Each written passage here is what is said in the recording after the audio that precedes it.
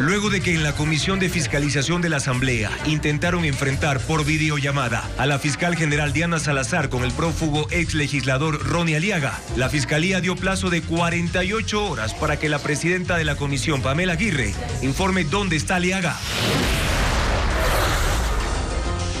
La Corte Provincial del Guayas ratificó la sentencia de 13 años contra Daniel Salcedo Bonilla y otros 7 procesados por el delito de peculado en la compra de fundas para cadáveres del Hospital de los Ceibos durante la pandemia.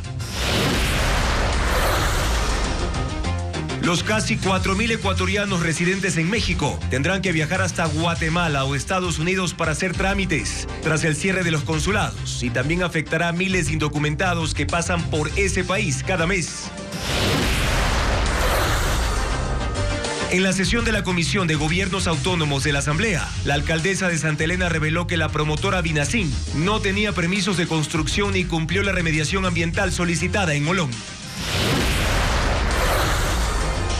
La Federación de Médicos pide que se declare la alerta sanitaria en el país, porque los contagios con dengue pasaron de 27.000 y los fallecidos ya son 31.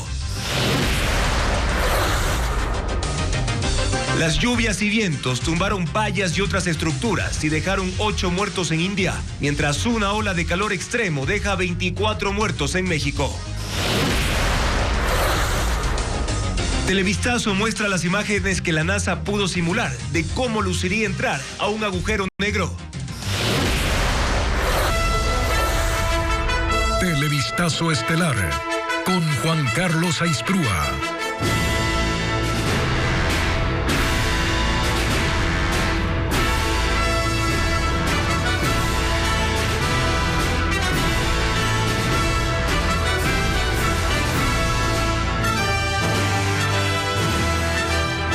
Lunes 13 de mayo, amigos, buenas noches, bienvenidos a Televistazo Estelar. La Fiscalía da un ultimátum al correísmo para que proporcione información sobre la ubicación de Ronnie Aliaga.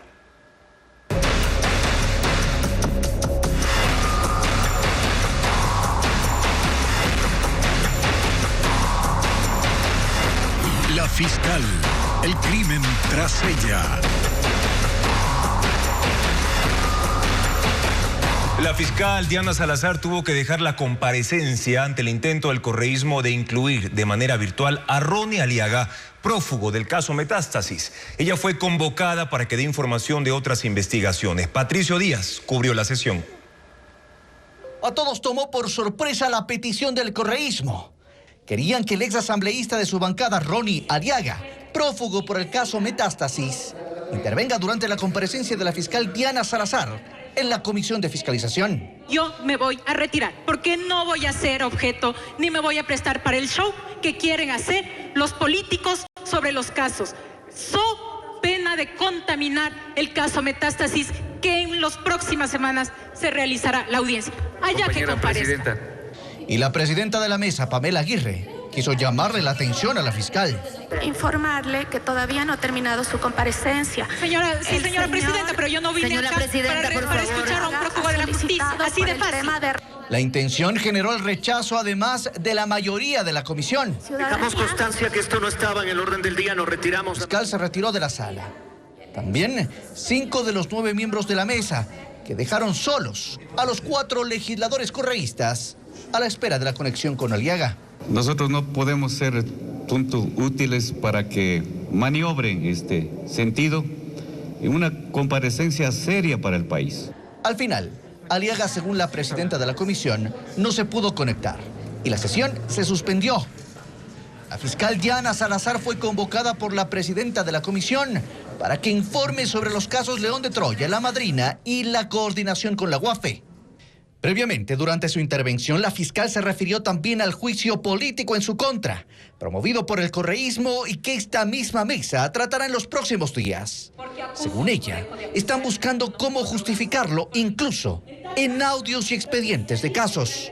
De escuchar los audios que tan celosamente quieren acceder de forma tan desesperada porque hay que justificar de alguna manera alguna falla en la fiscal y que no la encuentran. Ella reiteró que es víctima de violencia política y señaló responsables. Esto se debe por los ataques de organizaciones políticas que únicamente responden a vendetas por estar haciendo lo que corresponde. Y así lo voy a hacer hasta el último día de mi mandato.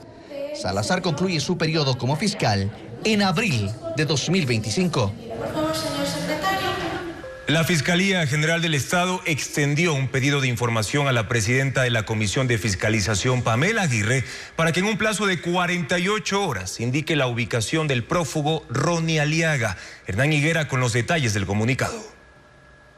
El exasambleísta Ronnie Aliaga, investigado por delincuencia organizada en el caso Metástasis, logró entrar por vía telemática a la comparecencia de la fiscal Diana Salazar ante la Comisión de Fiscalización. ¿Cómo lo hizo? Había pasado 1 hora 50 minutos. La fiscal dando explicaciones sobre sus investigaciones. Se concedió la palabra al asambleísta Lenin Barreto de la Revolución Ciudadana. Él comunicó que había llegado una carta a sus emails, un PDF de su coideario político Ronnie Aliaga, quien desde la clandestinidad pedía intervenir en Comisión General. El día de hoy a las 9:10 de la mañana se ha recibido un correo electrónico sobre una solicitud de comparecencia en Comisión General. El secretario leyó la carta para conocimiento de todos. Pamela Aguirre, presidenta de la comisión, no tuvo reparo en pedir que lo contacten. Hacerle llegar a los correos que hayan indicado los links para la conexión. Sí, señora presidenta, pero yo no vine acá para escuchar a un prófugo de la justicia. Así de fácil. Desde que Pamela Aguirre dio la orden hasta que Aliaga se conectó, pasaron apenas 5 minutos. Los correístas dijeron que todo esto sucedió sin tenerlo previsto. Desde otros espacios se habló de una emboscada tendida a la fiscal, que minutos después emitió una solicitud de información en la que da un plazo de 48 horas a los asambleístas y a los funcionarios públicos de la Comisión de Fiscalización, que se supone saben dónde está Aliaga. La fiscal les dice que están obligados a colaborar con la función judicial y se solicita que se informe a la fiscalía cualquier dato que esté en su conocimiento respecto al paradero de Aliaga en el plazo que corre. De no hacerlo, pueden ser procesados y sancionados con cárcel de 1 a 3 años por fraude procesal. La fiscalía envió una carta expresa a Pamela Aguirre. A mí me parece que esto es una evidencia de que no les gusta el control político. Así reapareció Ronnie Aliaga en las pantallas de la Asamblea Nacional. Él es uno de los prófugos investigados en el caso Metástasis. Lo último que se supo es que estaba en Venezuela. El 12 de junio será la audiencia preparatoria de juicio a Fabricio Colón Pico, acusado por intimidar a la fiscal Diana Salazar. Él es uno de los cabecillas de la banda narcocriminal Los Lobos, informa Paul Romero. La investigación sobre las amenazas a la fiscal Diana Salazar ya tiene fecha para la audiencia preparatoria de juicio. La jueza Catalina Sánchez de la Unidad Judicial Penal de Cárcel Norte de Quito convocó a la audiencia para el 12 de junio a las 10 de la mañana con 30 minutos. En esta diligencia, el fiscal Jorge Cuazapaz de la Unidad Nacional Especializada de Investigación contra la Delincuencia Organizada Transnacional formulará cargos en contra de Fabricio Colón Pico, uno de los cabecillas de la banda delincuencial Los Lobos, a quien Salazar denunció de pretender asesinarla. Según la Fiscalía, Colón Pico, recapturado por la policía el 22 de abril en una finca cacaotera en Puerto Quito, está involucrado en el asesinato del ex candidato presidencial Fernando Villavicencio, y en ese plan también está incluida ella. Lo reiteró este domingo. Que cuando asesinaron a Fernando Villavicencio, el contrato no era para una persona, éramos 2. A él lo asesinaron y creo que tratan de cumplir ese acuerdo. El delito que se investiga en este caso es por intimidación. En el testimonio anticipado, la fiscal dijo que en junio de 2023 recibió un video de WhatsApp desde un número desconocido en el cual aparecía gente encapuchada con armas que la amenazaron de muerte. Pero lo que más le atemorizó, según su testimonio, fueron las advertencias de muerte a su hija de 9 años. Desde entonces la seguridad de la fiscal se reforzó, al igual que la de su familia. El pasado 22 de abril, su equipo de avanzada encontró un cuerpo desmembrado en los exteriores de la urbanización donde ella reside. La fiscalía relacionó este hecho con las amenazas. Para evitar que la audiencia preparatoria de juicio en contra de Colón Pico se suspenda, la jueza penal notificó a 2 defensores públicos. La red de Leandro Norero estuvo integrada por más que los 52 procesados por la Fiscalía en el caso Metástasis. Byron León, empresario del que prácticamente no hay rastro en Ecuador, tenía el rol de financista, según el testimonio anticipado de la mano derecha de Norero. Luisa María Heredia con el informe.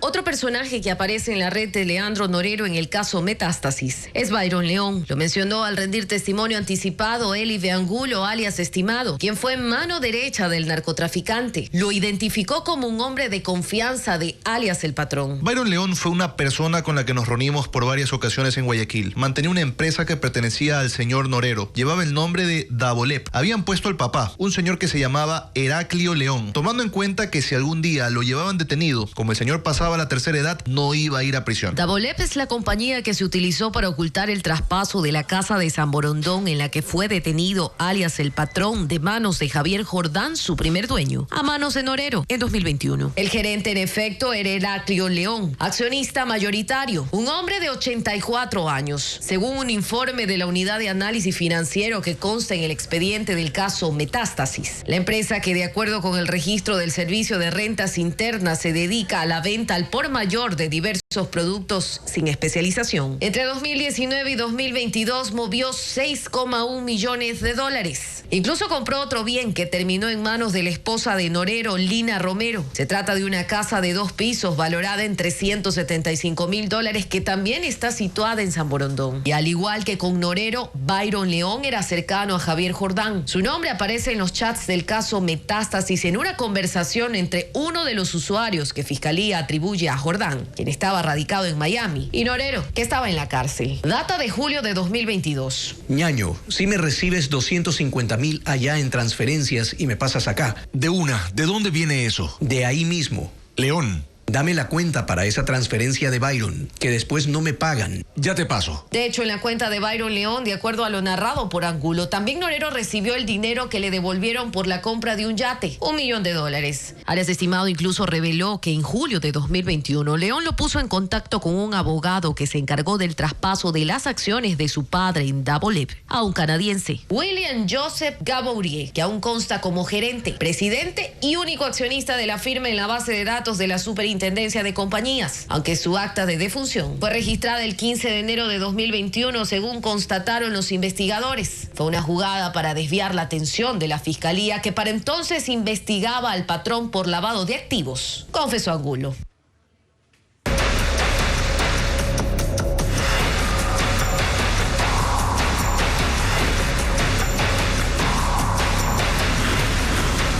Energía. Apagones en pausa. ¿Qué busca el régimen reformando 12 cuerpos normativos en diálogo con sectores productivos? Quiere permitir la inversión privada para la generación eléctrica, distribución y también alumbrado público. Francisco Garcés amplía el tema. El gobierno cuenta con las inversiones del sector privado como parte de la solución a la crisis eléctrica. En eso se centran algunas de las 12 propuestas reglamentarias que impulsa la Agencia de Regulación y Control de Energía en diálogo con representantes de los sectores productivos. Parte de los diálogos están centrados en elaborar un nuevo reglamento técnico comercial para nuevas centrales de generación de hasta 10 megavatios. La intención es permitir el desarrollo de proyectos de corto plazo con inversión privada y fijar precios reales de generación, distribución y comercialización de esa energía. Esa norma se complementará con las reformas a 5 reglamentos vigentes. Uno es el de funcionamiento de generadores privados de emergencia y otro al que establece que las inversiones en proyectos de generación solo pueden ser de empresas públicas, de economía popular y solidaria y empresas privadas que tengan participación mayoritaria del Estado. Con estas reformas, el gobierno espera atraer inversión privada en nuevos proyectos de generación y a la vez cambiar la visión que tienen los funcionarios del sector público sobre la participación privada en el sector energético. No estamos queriendo privatizar absolutamente nada. Lo que estamos queriendo es, en un problema que estamos todos metidos, porque todos lo sufrimos, poder arrimar el hombro con todos los sectores de la sociedad para resolverlo. Y eso implica que ciertas normativas y ciertas creencias de que el privado no puede participar tengan que ser abolidas definitivamente. Si bien la prioridad gubernamental es la generación de energía, las normas a modificar topan ámbitos como la distribución de electricidad e incluso el alumbrado público. En las 2 áreas se plantea permitir también la inversión privada para mejorar el servicio eléctrico del país. Y de hecho, ya culminó el plazo de 15 días para elaborar un reglamento que permita precisamente al sector privado generar electricidad, pero aún no existe. El gobierno detectó que el sector empresarial solo aporta con el 1% de energía al país, pese a que puede generar incluso más. Diego Cuenca con el informe. El Estado genera 7.000 megavatios por hora para todo el país. Y el sector privado aporta solo con el 1% de electricidad. Eso significa que los empresarios contribuyen con 70 megavatios. Así lo identificó el ministro de Energía encargado. Entonces es un absurdo que al día de hoy no tengamos normativas que motiven a que los privados puedan generar su propia electricidad e incluso, ¿por qué no?, vendérsela al Estado en ciertas ocasiones. Hoy le estamos comprando energía a Colombia mucho más caro de lo que ciertos privados nos ofrecen o nos ofrecerían si es que los dejamos invertir. Y para que puedan hacer esas inversiones, CENEL y SELEC necesitan un reglamento de alianza estratégica que les permita hacer convenios con la empresa pública y privada, con el objetivo de inyectar más energía para el país. Esa normativa debió estar lista este miércoles, que se cumplió el plazo de 15 días, que el mismo ministro fijó el pasado 23 de abril. La intención del gobierno es impulsar la autogeneración de electricidad del sector empresarial, porque la industria, los centros comerciales y demás actores con sus plantas instaladas tienen la capacidad de generar 350 megavatios, pero no son aprovechados para la demanda nacional. Y para recibir esos excedentes de energía de los privados, las autoridades también tienen que planificar e instalar la infraestructura que necesitan para que la red eléctrica de los empresarios se conecte con todo el Sistema Nacional de Electricidad. El mal tiempo en el sur y el sureste de Asia generó una tormenta de arena y viento que afectó a Mumbai, en la India. Hay 8 fallecidos y decenas de heridos, como informa Pedro Jiménez. Lluvias repentinas y tormentas de viento y arena tuvieron un efecto devastador en la costera ciudad india de Mumbai. Arrancaron árboles y provocaron cortes de energía eléctrica, interrumpieron el servicio de trenes, llevaron la visibilidad al mínimo, ocasionaron retrasos en el aeropuerto y 15 vuelos fueron desviados. La estructura metálica de un edificio de parqueo en construcción se desplomó por el viento. Y poco después colapsó un enorme cartel publicitario.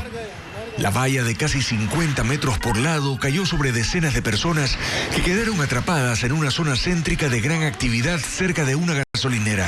Luego de una operación de rescate se reportó la muerte de 4 ciudadanos.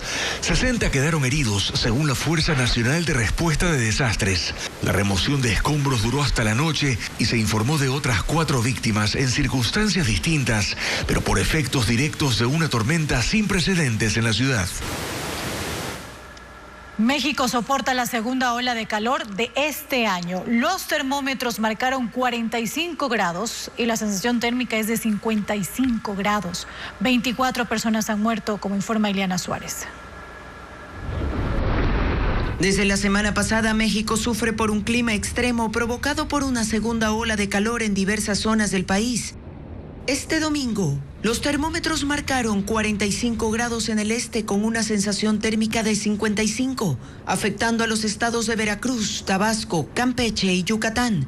En otras regiones del oeste y del sur del país, las temperaturas fluctuaron entre los 40 y 45 grados, mientras que en Ciudad de México reportaron 33 grados centígrados, algo que no ocurría desde 1998. De acuerdo con datos de la Secretaría de Salud, la primera ola de calor ocurrió a mediados de abril y hasta ahora 24 personas han fallecido. La mitad de las víctimas están en San Luis Potosí. Otras 337 personas presentaron afectaciones por golpes de calor. Grupos ambientalistas indican además que decenas de aves mueren por la sequía y han logrado rescatar a 20 con síntomas de deshidratación. El Servicio Meteorológico Mexicano informó que este año se esperan 4 olas de calor más por el fenómeno de la Niña, por lo que han puesto en alerta a la población. Ahora alcanza una cifra récord de casos de dengue y el Ministerio de Salud reporta 31 fallecidos. La Federación Médica Ecuatoriana pide al gobierno la declaratoria de alerta sanitaria por el aumento acelerado de casos. Carla Delgado actualiza la situación. El último reporte del Ministerio de Salud Pública da cuenta de que en Ecuador hay 27.064 personas contagiadas y 31 personas fallecidas a causa del dengue. Para la Federación Médica Ecuatoriana es una cifra alarmante, porque en apenas 4 meses el país tiene casi los mismos casos reportados que durante todo el 2023, que sumaron 27.838 contagiados. Por eso solicitan al Ministerio de Salud Pública declarar la alerta sanitaria epidemiológica. Los indicadores son suficientes para tomar esa decisión. Cuando ya se sobrepasa, en este caso más de 1.000 semanales, ya amerita que tomemos todas las medidas pertinentes. Desde marzo el país sobrepasa los 6.000 casos mensuales. ¿Qué implica la declaratoria de emergencia? Que deben otorgarse recursos inmediatos, emergentes, para dotación de insumos, medicinas, de reactivos de laboratorio. Televistazo preguntó al Ministerio de Salud lo que piensa hacer. No hubo respuesta. Según dijeron, por motivo de agenda. 4 provincias son las más afectadas con el virus: Manabí, Los Ríos, Santo Domingo de los Áchilas y El Oro. El ministerio confirmó que la enfermedad ya está presente en todas las provincias. La industria aeronáutica del Ecuador, adscrita a la Fuerza Aérea Ecuatoriana, amplió su capacidad técnica para reparar aviones Boeing de transporte de nueva generación. Compañías extranjeras envían incluso sus aeronaves a esta empresa que funciona en Latacunga, como lo informa Paul Romero. En Latacunga, junto a una base militar, se están reparando aviones comerciales de última generación. Lo está haciendo la industria aeronáutica del Ecuador, DIAF. Esta empresa, adscrita a la Fuerza Aérea, fue creada hace 32 años y se ha especializado en la reparación y mantenimiento de las 9 versiones de aviones de transporte Boeing de fabricación estadounidense. Hasta ahora ha reparado un centenar de naves, incluidas Airbus de Francia. Para esto, la DIAF cuenta con certificaciones internacionales de la FAA, Federal Aviation Administration de Estados Unidos, y Francia, entre otras. Las nuevas capacidades se revierten en nuevos proyectos que podemos seguir avanzando, en proyectos de mantenimiento de aviones Boeing nueva generación, ya no los clásicos, mantenimiento de motores recíprocos, que es una estación propia en el país. Este año llegó por primera vez un Boeing de última generación que pertenece a una empresa de Estados Unidos. Técnicos ecuatorianos entre civiles y militares trabajan minuciosamente en la revisión y cambio de los componentes de la aeronave. Lo que nosotros estamos haciendo en esta aeronave es un mantenimiento mayor, un chequeo C. Este mantenimiento corresponde en revisar sistemas hidráulicos, neumáticos, motores, en la parte estructural, todo lo que es control de corrosión y demás. En los talleres realizan ingeniería, aviónica, reparación, overhaul de motores, de baterías y pintura para aeronaves militares y comerciales. La industria aeronáutica del Ecuador tiene 130 trabajadores entre personal técnico y administrativo. Tiene su propia ley, aprobada en 1992. No es empresa pública y se financia con recursos propios.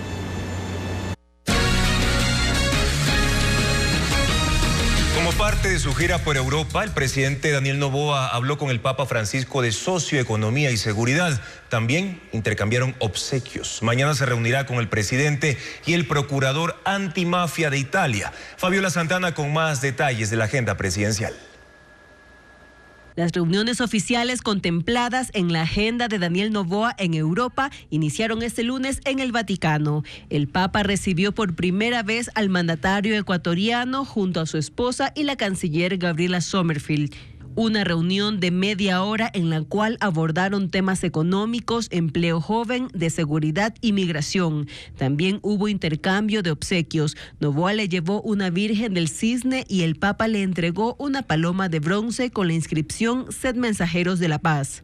Se trataron los temas de la situación del Ecuador, lo que estamos viviendo, el nivel de violencia, la gestión del gobierno. Noboa tuvo otras reuniones protocolarias. Visitó el Hospital Pediátrico Bambino Gesù, con el que Ecuador mantiene un acuerdo para capacitaciones sobre cardiocirugía. Igualmente mantuvo un encuentro con José María del Corral, director mundial de la Fundación Escolas Ocurrentes. Revisaron los avances de los acuerdos que benefician a 400 jóvenes. Nos informó de convenios concretos para ampliar el beneficio.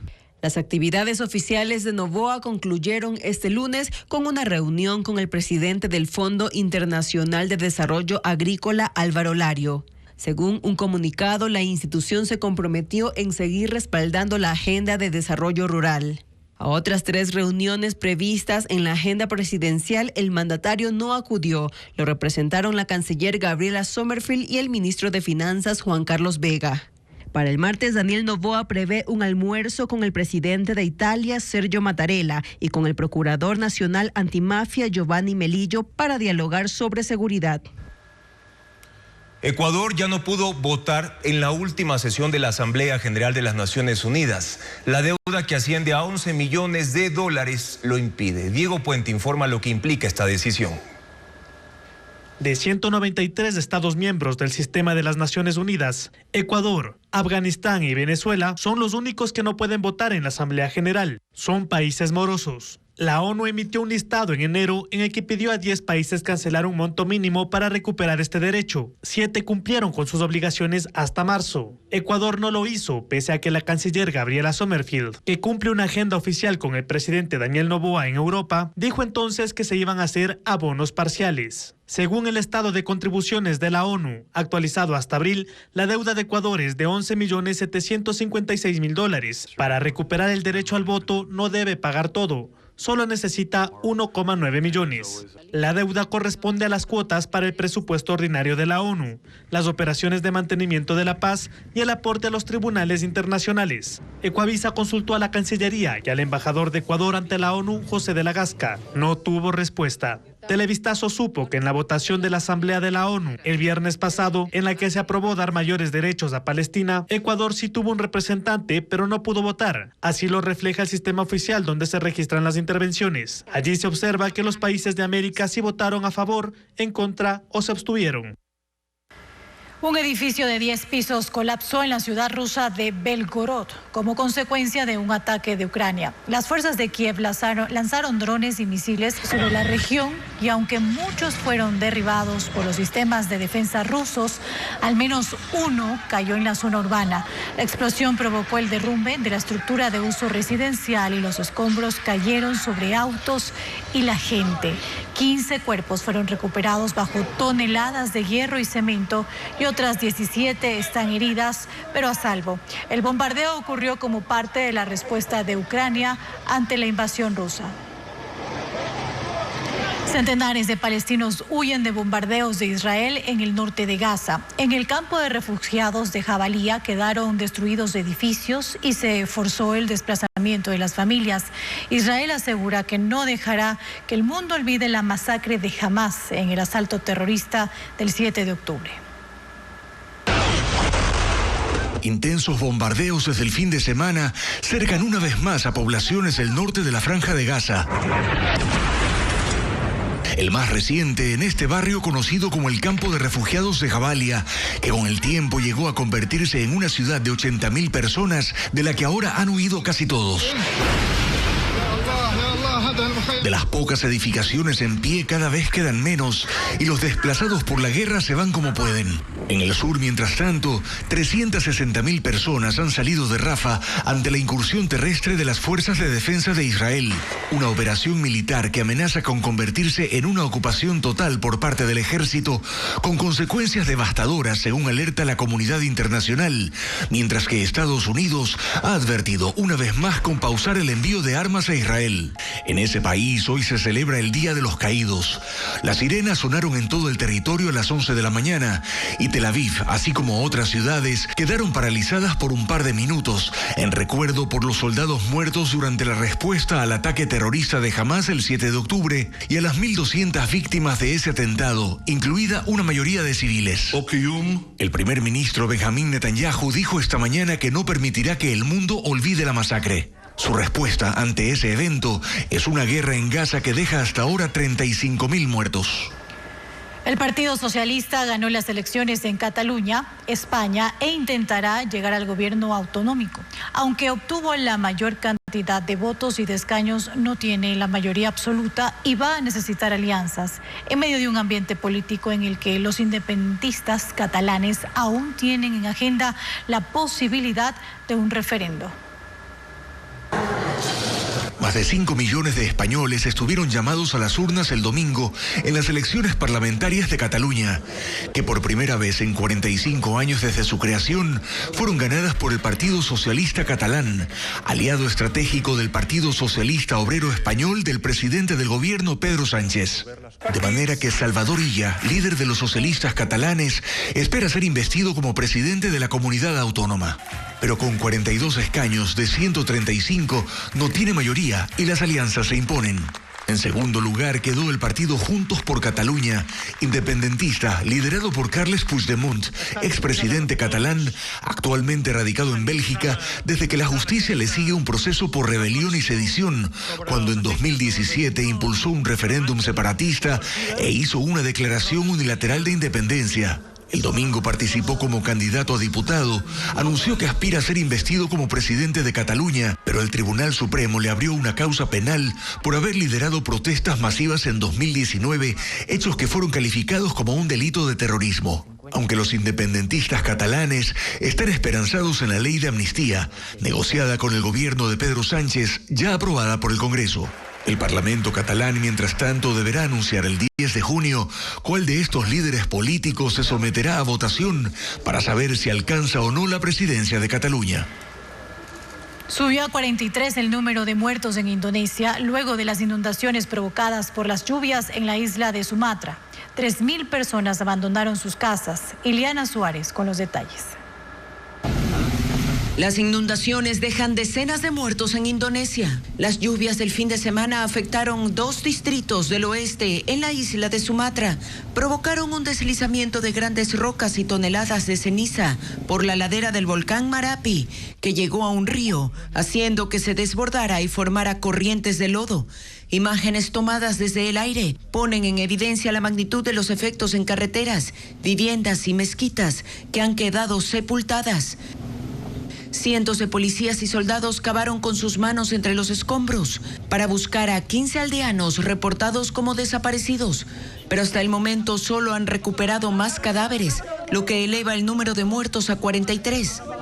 19 personas resultaron heridas y 3.100 habitantes permanecen en refugios. El gobierno está enviando tractores y maquinaria pesada para despejar los caminos bloqueados y facilitar la llegada de ayuda humanitaria. Una avioneta aterrizó de emergencia tras una falla mecánica que la dejó sin llantas en el aeropuerto de Newcastle, en Australia. Estuvo sobrevolando el área por algunas horas hasta agotar el combustible y así reducir los riesgos durante la maniobra. Un piloto y 2 turistas estaban a bordo cuando ocurrió el incidente, que fue superado con éxito por el capitán de la nave.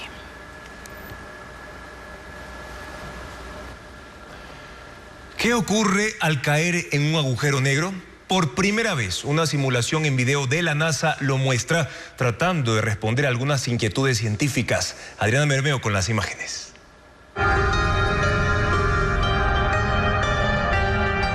Han pasado 108 años desde que la ciencia mencionó por primera vez los agujeros negros y aún están marcados por el misterio. Un agujero negro es un objeto celeste tan denso que ninguna materia o energía puede escapar de su fuerza gravitacional. Se cree que se forman cuando una estrella muere o explota. ¿Pero qué hay dentro? ¿O a qué transformación se enfrenta la luz en su interior? La NASA busca esas respuestas. Un grupo de científicos del Centro de Vuelos Espaciales Goddard Hahn creó hace 5 días una experiencia inmersiva con la supercomputadora Discover y recreó el viaje de un astronauta que orbita brevemente por un agujero negro y luego cruza el punto de no retorno de los cuerpos que ingresan en su interior. En el video de 4 minutos que publicó la NASA en su cuenta de YouTube, se observa cómo el disco del agujero negro, los anillos de fotones en naranja en este caso, y el cielo nocturno se distorsionan, se duplican y propician visiones espectaculares que resultan hipnóticas. Las imágenes representan una vista panorámica del descenso por el agujero negro y a medida que aumenta la velocidad, la luz del disco se intensifica y se separa. Si un astronauta o un objeto ingresara en estos cuerpos, su destrucción se daría en apenas 12.8 segundos, explican los científicos de la NASA. Esta es la simulación más precisa hasta el momento de un agujero negro. La inestabilidad política es una de las 5 causas de los problemas en el sector petrolero. De hecho, el país tiene un decrecimiento en la producción de crudo desde hace 5 años. Diego Puente detalla las demás razones. La producción petrolera decrece y expertos identificaron 5 causas que impiden que el sector no se recupere. La primera es la falta de inversión, sobre todo en Petroecuador, y está relacionada con la caída de la producción. Las cifras del Banco Central reflejan esa realidad. En 2019, Ecuador produjo 194 millones de barriles. En 2022, 175 millones y en 2023, 173 millones. En los primeros meses de este año, la producción se mantiene casi igual. La segunda son los campos que operan con tecnología antigua, algunos con equipos de los años 70. Los procesos para renovar maquinaria han sido dados de baja. El tercer problema es la falta de estabilidad política. Desde abril del 2023 hasta ayer han desfilado 4 gerentes. Ramón Correa Vivanco, Reinaldo Armijos, Eduardo Miranda y la última fue Marcela Reynoso Esparza. Ella estuvo 4 meses y en su carta de renuncia adujo motivos personales. Y el gerente que no va a tomar esas decisiones que les permita a ellos cortar de raíz estas malas prácticas, y eso hace que no se generen órdenes de pago, de contratación, se vean nuevos proyectos, nuevos campos, y eso hace que vaya declinando la producción. La cuarta causa es el agotamiento de los campos petroleros. Ecuador necesita cada vez más inversión para recuperar niveles y también para explorar nuevos pozos. Eso no ocurre. Finalmente se encuentra la oposición social, no solo para ampliar la frontera petrolera, sino para cerrar los campos operativos. La decisión en la penúltima consulta popular en la que se votó para dejar el crudo bajo tierra en el Yasuní envió un mensaje a inversionistas. No hay seguridad jurídica para invertir y eso vuelve a Ecuador poco atractivo a la llegada de nuevas propuestas. Además, se requieren, según el gobierno, 467 millones de dólares para cerrar de manera técnica esos pozos. Representantes de los jubilados buscan que se declare la nulidad de la venta del Hotel Quito que le pertenecía al Instituto Ecuatoriano de Seguridad Social. Dicen que esa negociación no fue clara y lesionó al Fondo de Pensiones del IES. Carla Delgado sigue el caso. El debate generado por la defensa del Hotel Quito como un bien patrimonial trajo de vuelta la polémica venta de ese hotel durante el gobierno de Rafael Correa. En mayo de 2016, durante la administración de Richard Espinosa, se anunció que el hotel que pertenecía a la Seguridad Social fue vendido a la empresa china Road and Bridge Corporation, que además extrañamente fue la única ofertante por 30.8 millones. Sin embargo, peritajes realizados al inmueble establecían que el hotel estaba valorado en al menos 46.7 millones de dólares. Incluso hasta los acuerdos de pagos recibieron críticas, porque la empresa china apenas abonó $1 millón como anticipo y anunció que pagaría el resto en 90 días. No hubo observación alguna de parte de la Contraloría, pese a que le llovieron innumerables críticas. En ese momento, Carlos Polit presidía esa institución. Él ha sido recientemente sentenciado por la justicia de Estados Unidos por lavado de activos, una negociación tan cuestionada que obliga a la administración actual del IES a desempolvar los documentos de su comercialización. Yo le he pedido al doctor Jorge Andrade, que es el procurador del IES, que él y su equipo hagan la investigación respecto del proceso de compraventa. Es la estructura mismo del proceso de compraventa, en donde aparece este Quito Lindo, y el BIES le transfiere las acciones del hotel a Quito Lindo y luego Quito Lindo se los transfiere nuevamente a esta compañía china. Esto fue un proceso muy, muy rápido y pensamos que podría tener vicios de irregularidades. No solo al IES le inquieta la venta.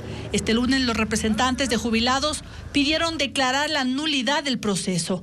Según ellos, esta negociación no fue clara y lesionó al fondo de pensiones. Porque de lo que producía el Hotel Quito se pagaba el incremento de pensiones a los jubilados. Por lo que presentarán una denuncia en la Fiscalía General para que investigue el caso. El cierre de los consulados de Ecuador en México preocupa a los compatriotas que viven allá, quienes deberán ahora viajar a Guatemala o Estados Unidos para sus trámites. Pero ¿por qué esto afecta también a los migrantes irregulares? Bessie Granja con la respuesta. A partir de este jueves 16 de mayo, los servicios de los consulados de Ecuador ubicados en Ciudad de México y Monterrey se trasladarán a Guatemala y a Houston y Phoenix en el estado de Texas, en Estados Unidos. La medida surge a raíz de la ruptura de las relaciones diplomáticas entre los dos países.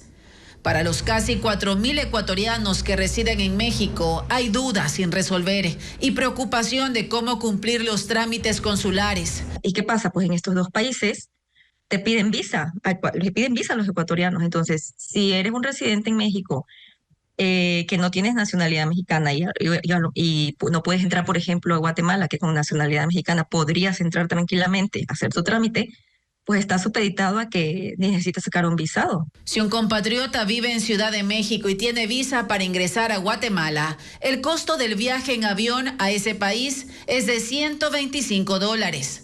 A eso le deberá agregar los gastos de alimentación y hospedaje. En cambio, si viaja desde Monterrey a Houston, el valor del vuelo incrementa entre $215 y hasta $411. Mena considera que los más vulnerables a estos cambios son los migrantes en situación irregular y que registran un incremento sin precedentes. En 2022 fueron 22.098, mientras en 2023 70.790 y solo entre enero y marzo de 2024 ya suman 36.956 ecuatorianos detenidos en ese país en situación de movilidad. En un comunicado, la Asociación de Ecuatorianos Residentes en México, Ecuarmex, afirma que ante la gran cantidad de dudas de la comunidad, hemos solicitado formalmente una reunión de trabajo virtual con la ministra de Relaciones Exteriores, a fin de que podamos conocer de primera mano las implicaciones que esto tendrá para quienes residimos en este país. Se espera que las autoridades socialicen y expliquen cómo se ejecutarán los cambios que iniciarán este jueves.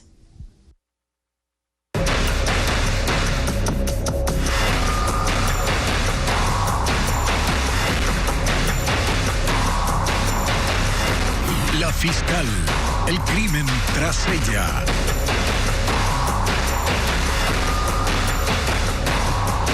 En su comparecencia, la fiscal Diana Salazar informó sobre los avances de varios casos que están bajo su investigación, entre ellos el caso Encuentro y el antes conocido como caso Madrina, al que le dio un nuevo nombre. Patricio Díaz informa que Diana Salazar también cuestionó a algunos operadores de justicia por los casos de lavado de activos. La fiscal general aclaró a los legisladores de la Comisión de Fiscalización que ya no existe el caso León de Troya.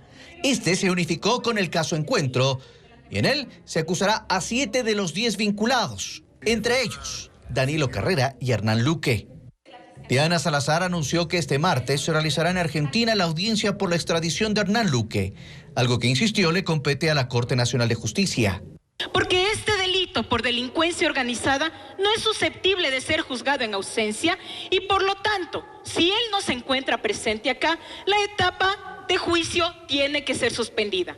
Las investigaciones sobre la mafia albanesa están, dijo la fiscal, en otro caso conocido como Pampa, que se realiza con 3 países y que es reservado. Ante la insistencia para que se suministren más datos, ella aclaró: yo no voy a revelar sobre las investigaciones que estoy realizando porque únicamente están direccionadas a avisar a las organizaciones para que se pongan a buen recaudo.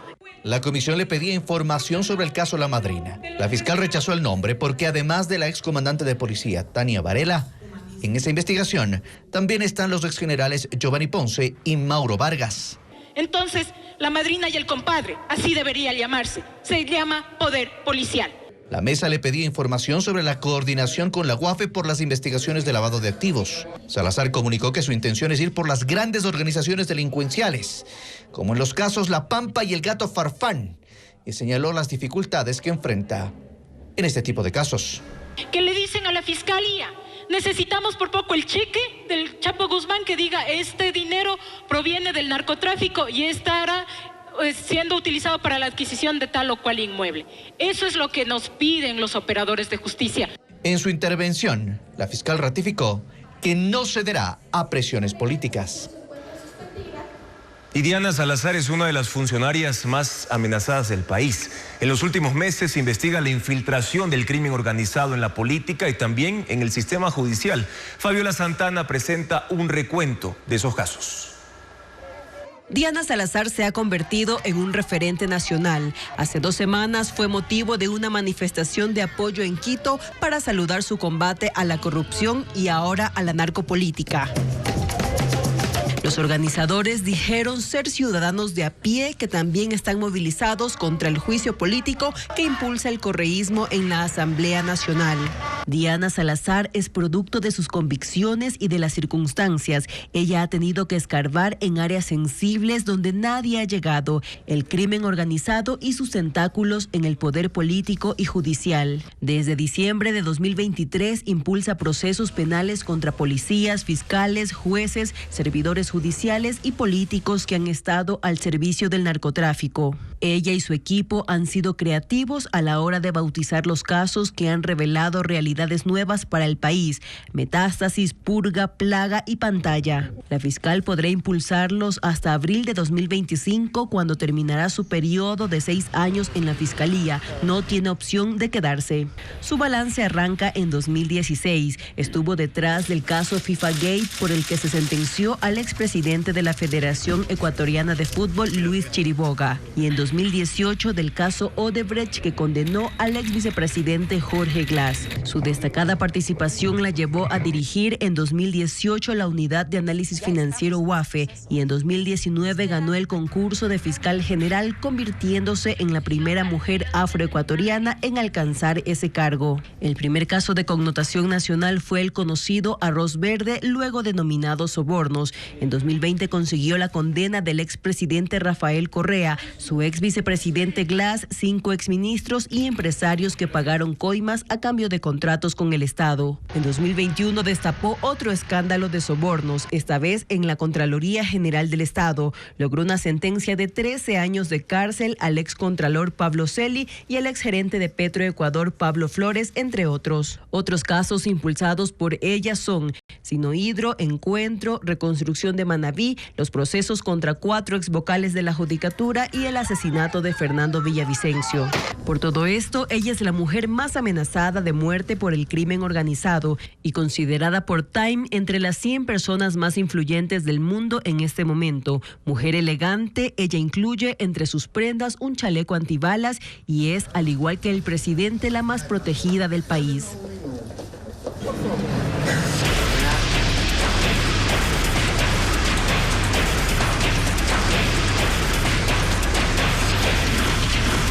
Olón. Noboa se compró un lío.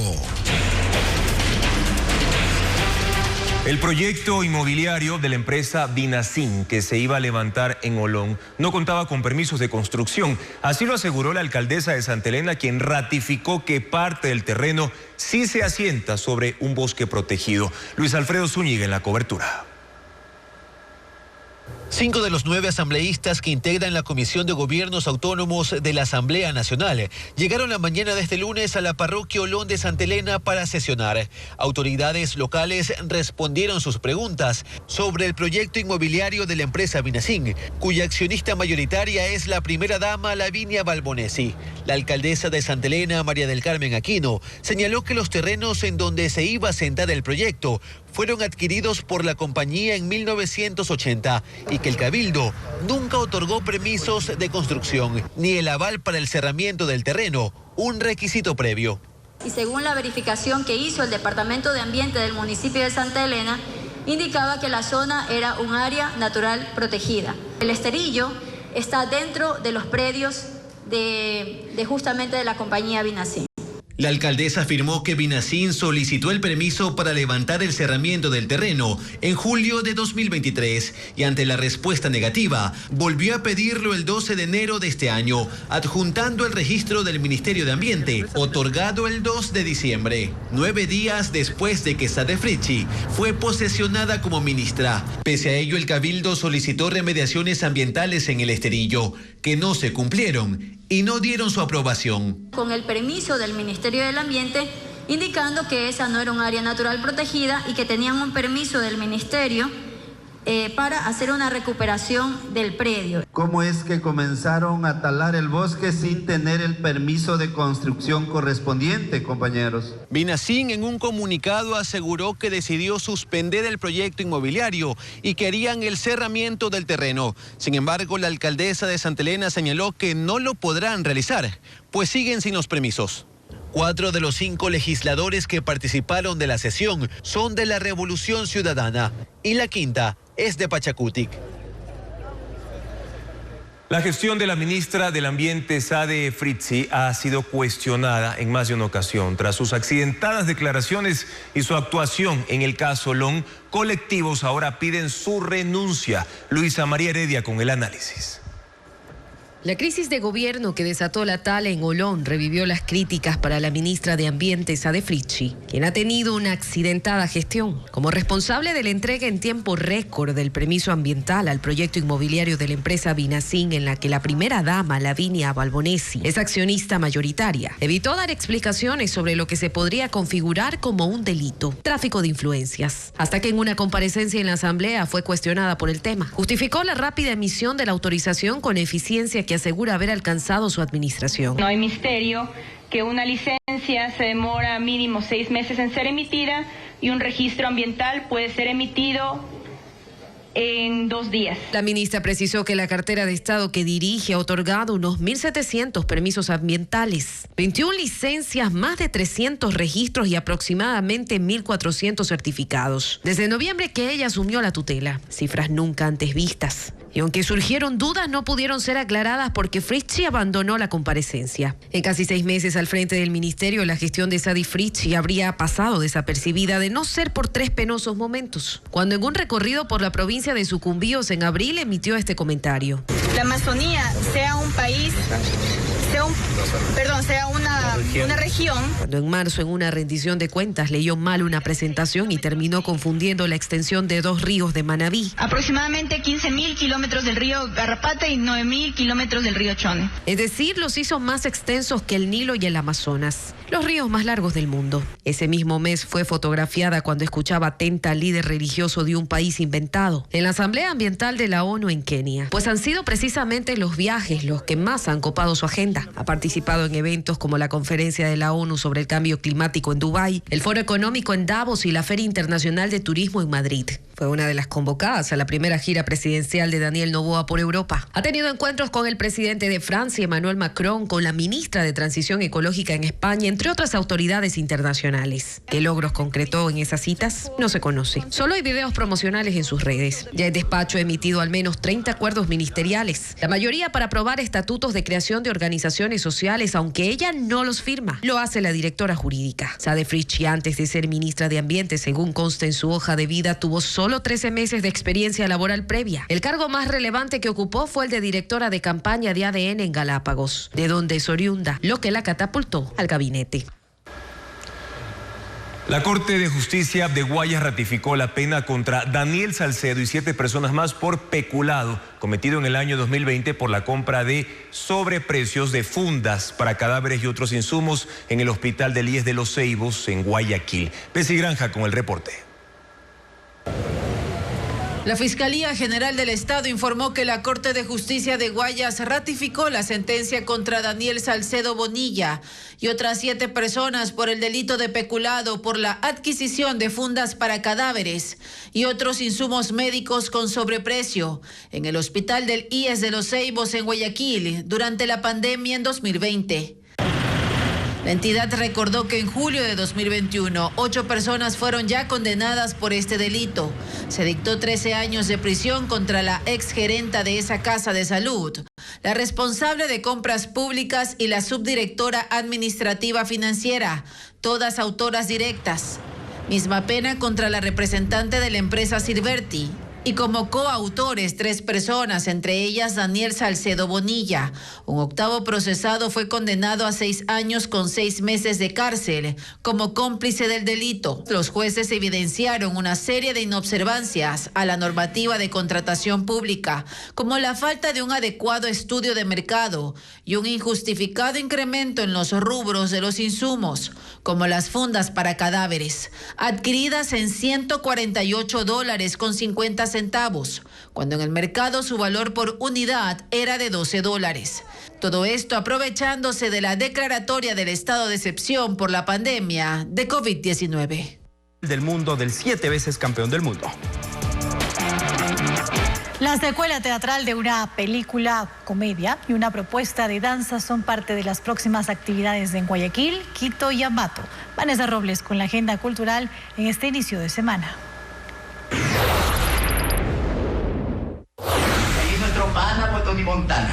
La misma sangre es la obra de teatro secuela de la película Ratas, Ratones y Rateros. La historia de Ángel, interpretada por Carlos Valencia, y Marco Bustos en el personaje de Salvador, 25 años después. Se presenta en Quito en el Teatro del Centro Comercial Iñaquito. La trama es dirigida por Sebastián Cordero y explora durante 80 minutos los problemas sociales y las diferencias entre Quito y Guayaquil. Las funciones serán este 17 y 18 de mayo a las 7 de la noche y el domingo a las 6 de la tarde. Tenemos una relación maravillosa. La apuesta es de la propuesta teatral de la Casa de la Cultura en Guayaquil. Juan José Jaramillo y Valentina de Abreu interpretan una pareja que decide poner a prueba su relación con una apuesta. Pasar 24 horas solos sin ser interrumpidos. En la obra participan 14 actores. Dura 1 hora y será el sábado 18 de mayo a las 6:30 de la tarde. De la Cultura de Tungurahua en Ambato, habrá durante 1 hora y media una demostración de danza folclórica de bailarines de entre 8 y 18 años. La actividad será dirigida por profesionales certificados de la provincia. Se desarrollará este miércoles a las 3 de la tarde. La entrada es libre. Esta semana finaliza el Festival de Cine Ambiental en Quito con 30 producciones. 14 países participaron, incluido Ecuador, como informa Vanessa Robles. Este riachuelo que de guaguito se cuela por los páramos tiene Taitimama. La vida de un río es el nombre del documental de 38 minutos que sigue por 600 kilómetros al afluente que va de la sierra a la costa, demostrando la contaminación ambiental a la que está expuesto.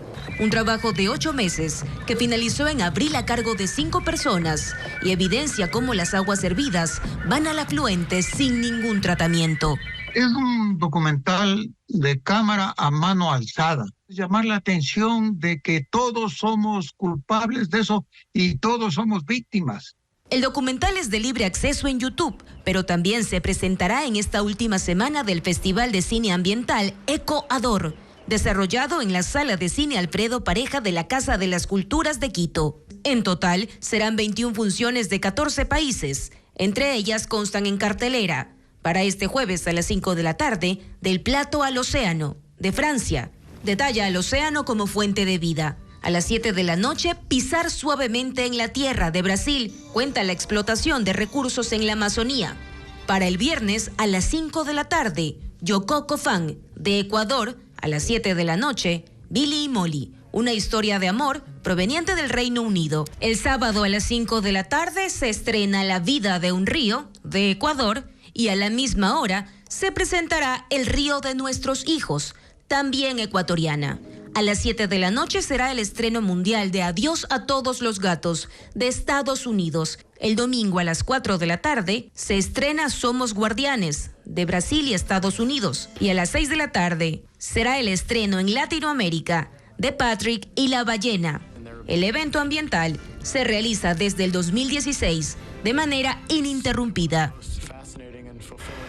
Esta semana el INAMI prevé lluvias de alta intensidad en Sucumbíos, Orellana y Pastaza. También se anuncian niveles de radiación muy altos en Guayas, El Oro y también en Santa Elena, por lo que se recomienda tomar precauciones, principalmente el uso constante de bloqueador. Gracias siempre por su sintonía y confianza, amigos. Mañana en contacto directo estarán Jorge Peñafiel, asambleísta de Construye, para hablar sobre la emboscada a la fiscal Diana Salazar. También Gisela Molina, asambleísta de la Comisión de Gobiernos Autónomos Descentralizados, para analizar la comparecencia legislativa en Santa Elena por el caso Olón. Sigan las noticias a toda hora en ecuavisa.com. Información siempre verificada con el sello de Televistazo. Buenas noches y buen inicio de semana.